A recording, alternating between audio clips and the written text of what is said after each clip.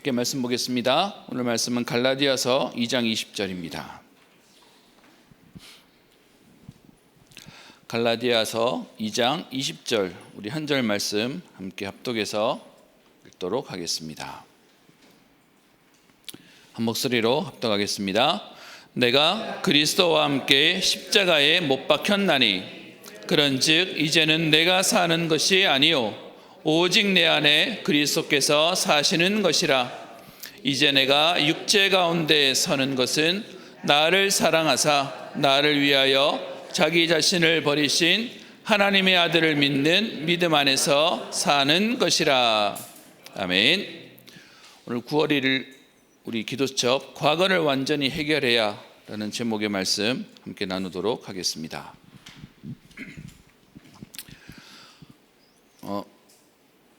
우리 일생에 태어남이 있고요, 또 많은 사건들이 있고, 그리고 인생의 마지막에는 또 죽음이라고 하는 장례가 있습니다.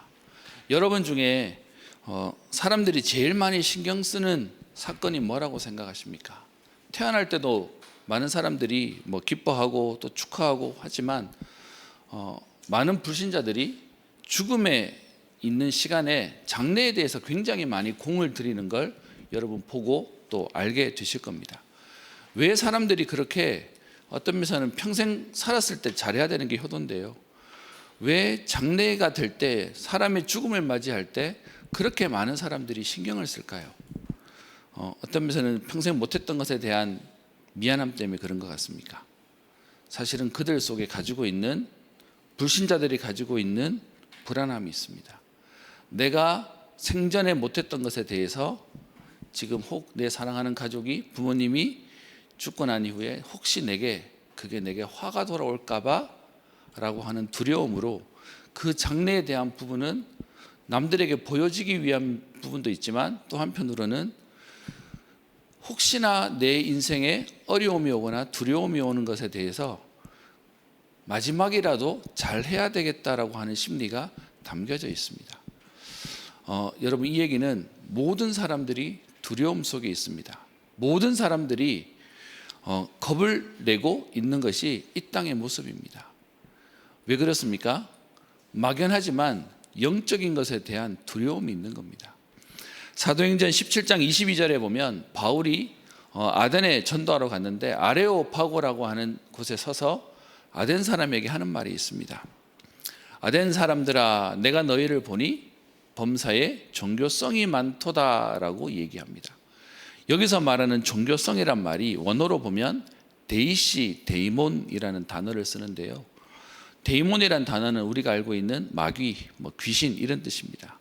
그 앞에 붙는 데이시란 단어가 무슨 말이냐 하면 두려워하다는 겁니다. 종교라는 말의 의미가 뭐냐 하면 귀신을 두려워하는 거예요. 그래서 그 귀신을 두려워하는 마음으로 나를 해코지하지 말아주세요, 내가 잘 섬길게요 라는 마음으로 열심히 종교성을 가지고, 섬기는 가지고 종교라고 표현하는 겁니다. 여러분, 우리가 하나님 앞에 예배드리고 기도하는 건 두려워서 하는 게 아니에요. 종교는 두렵기 때문에 벌받지 않으려고 하는 행위가 종교라면, 복음은 하나님이 우리에게 주신 모든 구원과 과거와 오늘과 미래의 모든 문제를 끝내셨기에 감사함에 우리가 드리는 것이 예배가 되는 겁니다. 그래서요, 이 복음 가지고 두려워하는 마음으로 예배 한번 안 드리면 벌 받을까봐, 하나 잘못하면 혼날까봐, 그 종교성과 복음 앞에 대한 감사로 드리는 예배는 완전히 다른 겁니다. 그래서 오늘 과거를 완전히 해결해야 라는 제목의 말씀인데요, 복음 아니고서는 우리의 과거 문제를 해결할 수가 없습니다. 모든 사람들이 열심히 살았다고 하지만 마지막 장래 죽음 앞에는 다들 두려워하는 겁니다. 조금 더 일례로 얘기하면, 여러분, 아무리 열심히 살고요, 또 신앙생활 했다는 사람도요, 갑자기 예기치 않았던 사고를 당하면 무슨 마음 듭니까? 하나님의 계획이 있구나라고 생각하십니까? 내가 뭐 잘못했지? 여러분, 이게 사람이 가지고 있는 본성의 마음입니다. 그래서 오늘 과거를 완전히 해결하는 방법은 오직 복음밖에 없습니다. 그냥 그리스도 말고요, 그냥 복음 정도가 아니라 오직 복음이 아니고서는 이 복음에 대한 축복으로 우리의 과거 문제를 끝낼 수 없는 것입니다. 오늘 기도첩에 있는 말씀을 보십시다. 많은 사람이 과거를 완전히 해결하지 못하고 있습니다. 그래서 항상 두려워하고 겁을 내고 뭔 일이 생기면 내게 업보가 왔나 보다, 내게 지금 터져야 할 일이 생겼나 보다, 그렇게 다들 겁을 내고 있는 겁니다. 왜냐하면 영적인 문제에서 빠져나오지 못했기 때문입니다. 여러분, 영적 문제가 뭡니까? 우리가 열심히 살지 않았다, 게으르게 살았다, 거짓말했다, 그걸 가지고 영적 문제라고 말하지 않죠. 여기서 말하는 영적 문제는 하나님 떠난 문제입니다. 우리의 신분과 우리의 소속 자체가 하나님과 함께하지 않으면 불안함과 염려와 걱정 속에 살 수밖에 없는 것입니다. 과거를 완전히 해결하기 위해서 복음을 정확하게 아는 것이 가장 중요합니다. 여러분, 이 복음 아니면 교회 생활 그렇게 열심히 해도요, 돌아서면 또 불안해요. 또 뭔 일이 생기면 또 걱정돼요. 그래서 오늘 이 복음을 정확하게 아는 것이 우리의 과거 문제를 해결하는 축복이 되는 것입니다. 그리스도께서 근본 문제를 해결하셨기에 우리에게 계속되는 재앙과 저주와 고통을 끝내셨습니다. 여러분, 이게 복음입니다. 복음은 열심히 해라가 아닙니다. 복음은 최선을 다한 우리에게 더 열심히 해야 된다는 말하는 것이 아니라 그리스도께서 십자가에서 다 끝내셨다는 것입니다. 복음으로 다 끝내셨기에 우리에게는 이제는 과거를 묻지 않으시는 겁니다. 여러분, 이거 아니면 계속 예배 드리고도 불안해요. 우리 예전에 너무 많이 들었지 않습니까? 고민 가지고 기도해 왔는데 실컷 기도하고 난 뒤에 집에 갈 때는 다시 그 고민 또 짊어 싸서 집에 간다고 얘기합니다. 여러분, 그게 사람들이 가지고 있는 진짜 복음으로 끝내셨다는 참된 자유함이 아니면 항상 불안한 겁니다. 너무 부끄러운 얘기지만 복음을 모를 때 뭔가 마음에 가지고 있었던 저도 종교성이 있었습니다. 그러니까 항상 기도하고 애쓰고 막 하나님 앞에서 몸부림치고 뭐 이렇게 살아야, 그래야 복음인 줄 알았어요. 그러다 보니 조금만 마음이 풀어지거나 편안해지면, 여러분, 하나님 주신 게 누림이잖아요. 우리 복음에 여러분 처음 들으셨을 때 기억나십니까? 제게 가장 충격적인 단어 중에 하나가 누림이라는 단어였습니다. 왜냐하면 뭔가 이 땅에서는 막 애쓰고 몸부림치고 살다가 천국 가면 보상받는다라는 막연한 착각 속에 살았거든요.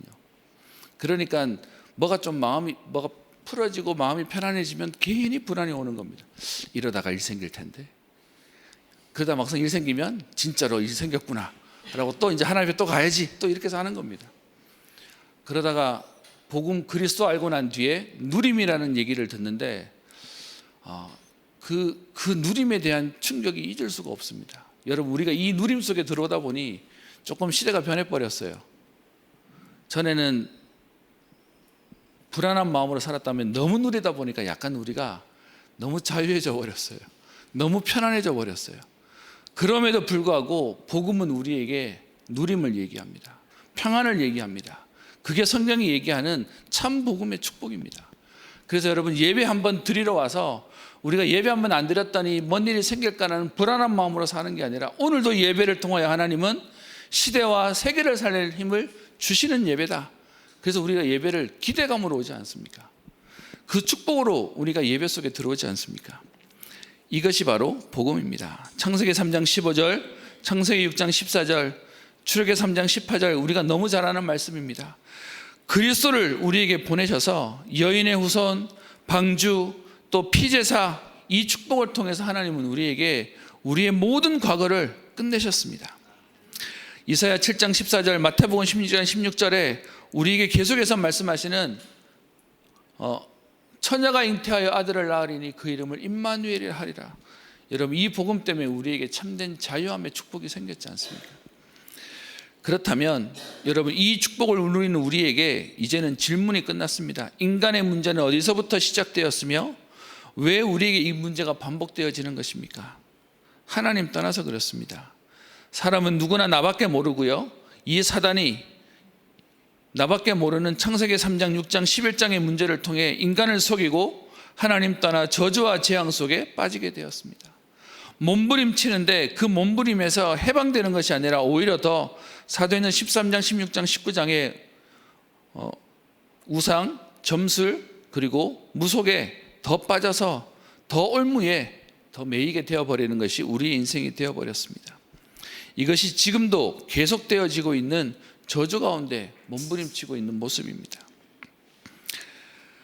여러분, 이 축복을 놓친 유대인들은 하나님이 축복의 선민으로 어떤 면에서는 특별하게 하나님이 세우신 백성이었는데도 이 복음을 놓쳐서 7번의 큰 재앙을 당하고 선민이라는 착각 가운데 완전히 무너지는 안타까운 일도 생기게 되었습니다. 하나님 우리에게 복음을 주셨는데도 불구하고 이 복음의 능력을 놓치니까 초대교회 사도들이 처음에는 쓰임받았지만 이후에는 전부 다 종교로 변질되어져 버리는 것입니다. 그래서 하나님은 초대교회 사도들 대신 바울을 사용하셨고요. 여러분, 우리가 그렇게 꿈꾸는 세계복음화를 꿈꾸는데 중세교회는 실제로 세계를 점령했습니다. 근데 중세교회가 세계를 점령했지만 사실은 복음은 놓쳐버렸습니다. 여러분이 꿈꾸시는 세계복음화는 어떤 것입니까? 많은 분들이 세계복음화, 우리 가정복음화, 모든 사람들이 예수 믿고 구원받는다라고 하는 다들 기도 제목을 가지고 계실 겁니다. 그런데 우리의 역사를 보면요, 중세교회가 오히려 복음을 더 놓쳐버렸습니다. 진짜 중요한 건 우리 가족들이 전부 다 복음 안에 들어온 건 맞습니다만은 그 복음 안에 들어왔는데 자칫 잘못하면 이 복음이 종교로 또 놓쳐버리는 일이 생기는 겁니다. 그래서 여러분, 제가 주변에 보니까 불신자 배경 속에서 예수 믿는 사람들은 그렇게 기도하려고 애를 써요. 근데 믿는 배경 속에서 이렇게 신앙생활하는 사람들은 아무래도 조금 이렇게 처지고 늘어지는 것들도 보게 되어집니다. 여러분, 진짜 중요한 건 오늘 우리가 참 복음을 회복하는 것입니다. 이 복음 속에 들어와 있는데 하나님 주신 응답을 누리는 것입니다. 좀 유치한 얘기지만 제가 어렸을 때 친구들끼리 하는 농담이 있었습니다. 세상에서 제일 억울한 사람이 누군지 알아? 그러면 뒤로 넘어졌는데 코가 깨지는 사람, 이거 피하려고 했는데 이제 더 크게 문제를 당하는 사람, 제가 유치하다고 말씀드렸잖아요. 그게 세상에서 제일 불쌍하다는 사람으로 얘기하고 자랐습니다. 근데 제가 복음 알고 난 뒤에요, 제일 불쌍한 사람이 누구냐? 예배 자리에 와 있는데 복음 못 알아듣는 사람이에요. 예배 자리에 축복 속에 와 있는데 아직도 종교 속에 있는 사람이 세상에서 제일 불쌍한 사람이에요. 여러분, 오늘 말씀 가운데 과거를 완전히 해결할 참 복음을 우리에게 주셨습니다. 여러분, 이 복음의 비밀을 우리가 누리고 전달하는 증인으로 서야 되겠습니다. 중세교회가 이 축복을 놓치니까 모든 것을 다 가진 것처럼 보이지만 세력과 권력과 돈의 마음을 빼앗기게 되고요, 마리아를 숭배하게 되었습니다. 저는 마리아 얘기할 때마다 생각나는 일이 있습니다. 대학생 때 전도 캠프 때문에 필리핀이라는 나라를 갔다 온 적이 있습니다. 여러분, 필리핀은 천주교 국가고요, 교황이 한번 온다고 얘기하면 수십만 명이 온답니다. 그 교황이 한번 오는 그 자리에 가보려고 수십만 명이 모이니까 제일 문제가 되는 게 뭐냐? 생리 문제. 화장실이 해결이 안 되니까 거기 오는 사람들은 기저귀 차고 온대요. 그렇게 와서도 교황 한번 보겠다고 오는 그런 천주교 국가인데 여러 성당들이 있는데 그 선교사님이 저희를 데리고 성당을 갔습니다. 여러분, 성당을 가면 입구에 있는 게 있죠, 마리아상. 그 마리아인데 이렇게 천을 둘러놨어요, 이렇게 치마처럼. 그런데 저희한테 이렇게 쿡 찌르면서 가까이 가서 그걸 이렇게 살짝 들어보래요. 이렇게 제가 그거 들어보고 깜짝 놀랐습니다. 뭐냐? 그 마리아 상에 입고 있는 치마를 살짝 드니까 그 마리아의 발이 보이는데 그 발 밑에 뭐가 있냐? 뱀을 밟고 있어요. 여러분, 우리가 알고 있는 창세기 3장 15절에 뱀의 머리를 박살내신 여인의 후손, 이 말을 못 알아들으니까 마리아가 뱀을 밟고 있어요. 여러분, 이 얘기는 무슨 말이냐? 진짜 복음 대신 그리스도를 모르니까 엄한데 전부 다 마음을 뺏기고 놓치고 있는 모습입니다. 그래서 제가 그 이후로 습관이 생긴 게, 어디 가면 마리아상 있으면 쳐다봅니다. 가서 복음을 놓치고 있는데도 뭘 놓치고 있는지도 모르니까 그러고 있는 겁니다. 그래서 마리아를 숭배할 수밖에 없고요, 일과 사람과 현장을 다 놓쳐서 흑암의 현장을 놓치고 있는 안타까운 모습들이 되어져 있습니다. 그래서 우리에게 과거를 해결하기 위해 세 가지를 말씀하십니다. 우리의 과거에서 치명적인 약점은 상처입니다. 상처는 주로 어릴 때 부모님이나 회복도 질병과 장애나 특별한 사건과 사고를 통해 시작되어집니다. 여러분, 모든 사람에겐 과거가 있고요. 과거가 있다면 상처는 모든 사람에게 있는 겁니다. 그런데 이 모든 과거와 상처를 복음 아니면 해결될 수 없기 때문에 우리는 오늘도 복음을 붙잡아야 되고 이 복음으로만 치유되어지는 것입니다. 여러분께 한번 여쭤보겠습니다. 여러분 아마 자라시면서 몇 남매, 몇 형제, 자매 이렇게 자라셨을 텐데 여러분 생각하시기에 가족 가운데 상처가 제일 많은 사람은 맏이겠습니까? 막내겠습니까? 그것도 아니면 어정쩡한 중간이겠습니까? 저는 삼형제 장남으로 컸습니다. 제가 클 때만 해도요, 제 마음에는 장남이 제일 힘들어했어요. 근데 시간이 지나고 난 뒤에 사람을 만나보니까 다 힘들어요. 막내는 막내라서 힘들고 맏이는 맏이라서 힘들고, 그랬더니 또 중간은 중간대로 또 열받아요. 나는 아무것도 아니야 하고 또 열받아요. 제가 랩런트를 만나서 사역할 때마다 상처 얘기가 나오면 꼭 이 얘기를 꺼냅니다. 무슨 말이냐? 모든 사람들은 상처를 가지고 있어요. 여러분, 이 상처가 복음 아니면 해결 안 되는 것입니다. 복음 안에 있는 진짜 응답을 받지 않으면 우리의 과거에 전부 다 매여서 이런 불평 저런 불평, 이런 원망 저런 원망하고 살게 되어져 있는 것입니다. 그래서 이것이 치유되지 않으면 영적 문제까지 오게 되어져 있습니다. 여러분, 그래서 복음은 우리의 과거 문제를 해결할 뿐만 아니라 오늘과 미래 문제를 해결하고 이전에 있었던 모든 상처를 해결하는 참된 복음이 되는 것입니다. 저는 이 복음을 가진 것에 너무 감사합니다. 복음을 말하는 교육자지만 한 번씩 혼자 있는 시간이 되면 참 왜 과거의 좋은 생각보다 자꾸 과거에 실수했던 생각이 한 번씩 떠오를까요? 왜 과거에 그때 왜 그랬지, 너무 부끄러운 일들이 한 번씩 떠오릅니다. 예전에는 그럼 너무 불편했거든요. 지금은 다시 그리스도 붙잡습니다. 하나님, 저는 이렇게 모자라고 부족하지만 복음으로 하나님 나를 전도자로 세우신 것에 감사합니다. 오늘 그리스도께서 나를 사용하실 줄 믿고 감사드립니다. 여러분, 이게 복음입니다. 우리 자녀와 후대와 가족이 복음 아니면 안 되는 것입니다. 과거가 상처에 있는 이 정도가 아니고, 두 번째는 이 상처가 완전한 발판으로 만들어야 됩니다. 말씀 주시는 유 목사님이 이렇게 표현하셨습니다. 이 발판은 본인이 할 수 없다. 과거의 상처를 본인이 치유할 수 없기 때문에 그래서 사역자와 교역자와 부모가 필요하다라고 말씀하셨습니다. 여러분, 원래 중도 자기 머리 못 깎는다고 얘기하잖아요. 개인이 가지고 있는 그 문제를 그래서 사역자가, 그래서 교육자가, 그래서 부모가 도와줄 수 있는 것입니다. 그래서 이 상처를 완전한 발판으로 만들어야 합니다. 누구나 혼자서는 어렵기 때문에 성경에서는 사역자와 교육자, 부모가 이 상처를 언약의 발판으로 만들 수 있도록 도와주었습니다. 그 응답을 우리가 누려야 되겠습니다. 그리고요, 상처가 발판되는 정도를 넘어 축복으로 만드는 응답을 누려야 됩니다. 하나님은 우리에게 그 약속을 허락하셨습니다. 창세기 1장 3절에 창조의 빛을 우리에게 이미 말씀하셨고요, 그리스도가 빛으로 요한복음 1장 11절에 오셨다라고 말하고 있습니다. 그리고 우리에게 빛이 되라고 말하지 않으시고요, 너희는 세상의 빛이니라고 마태복음 5장 13절부터 16절에 응답을 말씀하고 계십니다. 찬송가 503장, 우리 이번 성경에는 찬송가에는 373장인데요 고요한 바다로라고 하는 찬양이 있습니다. 그 찬양 가운데 2절 가사가 있는데요, 큰 물결 일어나 나 쉬지 못하나 이 풍랑으로 인하여 더 빨리 갑니다. 여러분, 풍랑이 누가 좋아하겠습니까? 근데 풍랑이 부니까 더 빨리 가는 겁니다. 우리의 과거가 상처로 남으면 안 되고요, 이 과거가 발판을 넘어 하나님 주신 축복으로 그 응답을 누리는 것입니다. 우리에게 온 모든 문제에 빛이 임해야 하는 것은 당연하고 필연적이고 절대적입니다. 하나님 따라 저주와 재앙 속에 있는 우리에게 그리스도를 보내셔서 참된 치유의 응답을 말씀하셨습니다. 그리고 우리의 모든 과거가 이제는요, 현장에 전도하기 위한 사역이 되는 중요한 축복의 발판으로 만드셨습니다. 그래서 여러분, 우리 현장에서 많이 하는 말 있잖아요. 현장 가면 꼭 나 같은 사람 만난다고요. 왜요?